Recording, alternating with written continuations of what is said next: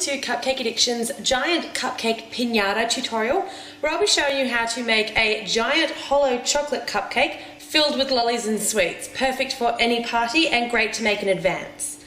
Tools and equipment that you will need today: I have a silicone giant cupcake case. Now silicone means that it bends.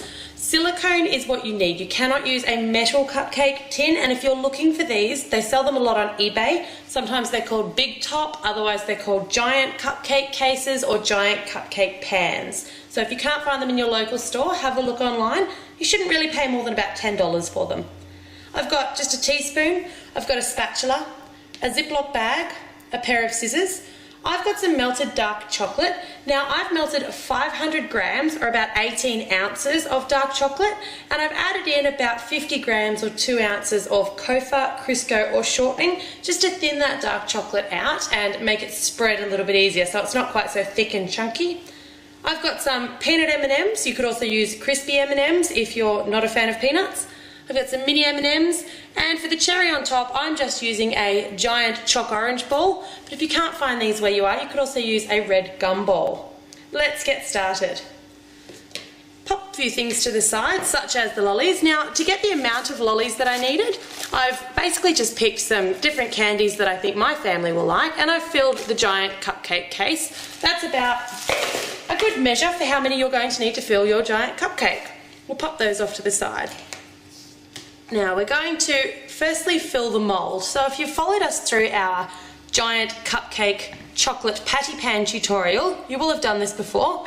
But I'm just going to spoon in about a quarter of that chocolate into the mould, and then I'm going to take the spatula. You can just give it a little bit of a shake around. You can see there I'm shaking it just to start it moving into the creases and moving up the side of the patty pan or up the side of the top of the patty pan, and then just use your spatula and just spread it to the top.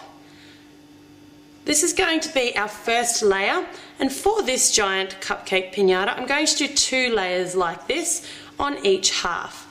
Now when you are bringing it to the top, scrape off the spatula and just make sure that you're getting a nice thick edge, because we're going to need those edges to be quite thick so that we can glue them together with some more melted chocolate at the end. Same again for the base of the giant patty pan. You need a little bit more chocolate in the base than what you've used in the top.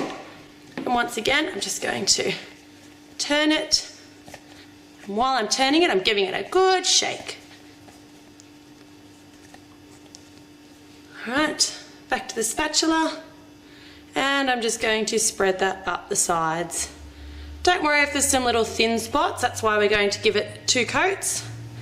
And if, like me, you think you might need just a little bit more chocolate in there, just dollop a little bit more in. This bit can get a little bit messy, so be prepared to mess up your kitchen. Alright, now in between the 2 coats, I'm going to allow those to set. So once again, you'll see I'm just scraping that up to the edges to make sure I'm getting a nice thick edge. I'm going to give those probably about 15 minutes in the fridge. So I'll put both of these halves in the fridge for 15 minutes. I wouldn't recommend freezing, because freezing actually makes them a little bit too hard, a little bit too fast, and they can crack. So I recommend just a nice slow cool in the fridge. You should have something that looks like this. Now once they've been in the fridge for 15 minutes, I'm going to take them out. I'm going to repeat that process so that they both have a double coat of that dark chocolate. Then I'm going to pop them back in the fridge for a further 15 minutes. Because we don't have a lot of time today for all of that cooling, here's 2 that I have pre-refrigerated. Now both of these have been double coated and are ready to go. So to remove them from the silicone molds, what you want to do is you just want to peel away the edges and just roll them down evenly. Pop this one out of the way. Roll them down evenly around the edges. Now they should just pop out. You might hear them kind of dragging away from the edges there. Alright, you should have the top of your giant cupcake, your giant chocolate cupcake, and the same again for the bottom.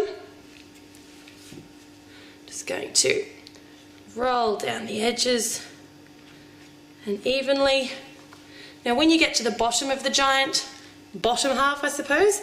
Just try not to put your fingers on the outside of the chocolate patty pan too much because you don't want to leave finger marks on it. And out it comes. Alright, at this point we can add in our chocolates and candies. Don't just tip them all in.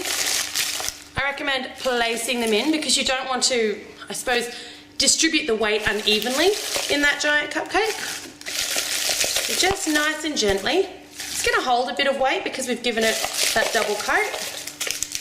And because it's a piñata and we want that lovely spilling effect when it does get opened, I'm going to add in some mini M&Ms, just as a bit of a gap filler, and then some of the larger M&Ms. Provided you haven't eaten them all as you're making your giant cupcake piñata. Now it is important to make sure that you've got none of the candy coming out over the edges of your giant chocolate case. And here's where our Ziploc bag comes in. So we're going to open up the Ziploc bag and take that now very messy bowl of melted chocolate, just scoop a little bit into the Ziploc bag.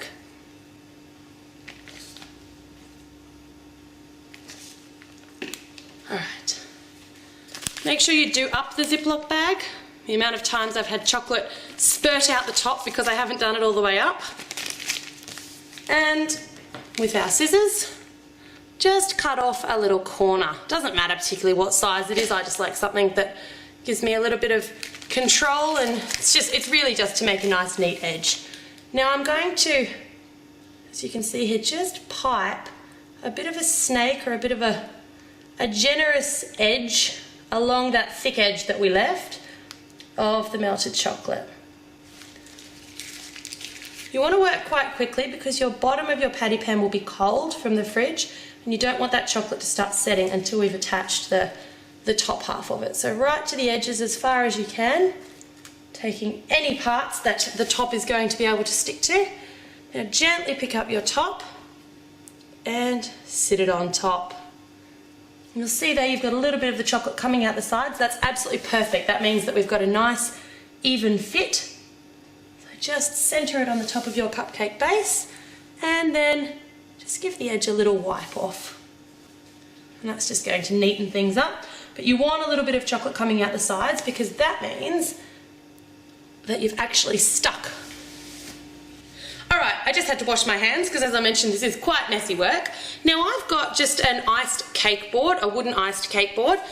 We do have a tutorial on how to ice your cake board if you'd like to get it iced. You don't have to have a cake board, you can just present this on a plate, but for me I like to be able to pick it up and carry it around without putting any marks on that lovely chocolate patty pan. So to attach it to my cake board, I'm going to take just a spoon of that melted chocolate and I'm just going to place it in the centre. That's going to be the glue that attaches my giant cupcake piñata to the cake board. I should also mention I've popped that cake board just on a little cake decorating turntable. You could also use a Lazy Susan or something like that. We're just going to give that just a couple of minutes to dry before we go any further so that that giant cupcake doesn't slide around. Okay, so it's time to decorate our cupcake piñata. I've just got that Ziploc bag again with the melted chocolate in it, and I'm just going to place little blobs of dark chocolate on this top case. They're just going to act like little sprinkles or hundreds and thousands, I guess, and I like the look of different sized M&Ms. So you can see there, well, I've got it on the turntable. It's just a bit of a random placing. Obviously you can choose any different colours that you like for this if you're theming it for a girls' party or a boys' party or whatever you like, a Christmas party. You could do all red and green M&Ms. But it's a really, really neat and easy way to bring a cake to a party that you don't have to make right before. Make this about a week in advance. Don't store it in the fridge. Just store it at room temperature in an airtight container if you can.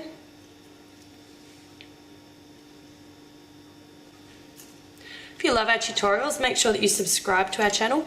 We upload several times a week now and we are always coming up with great cupcake, cake pop, giant cupcake, and cake decorating ideas, as well as basics, recipes, and other hints and tips to help you along your cake decorating journey.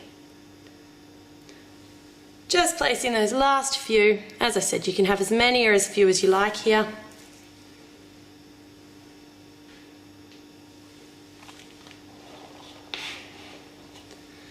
And give it a little turn, make sure that you've got any gaps.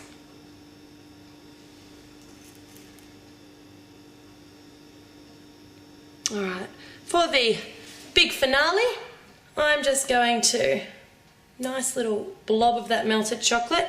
This is where my giant Jaffa or your large gumball comes in.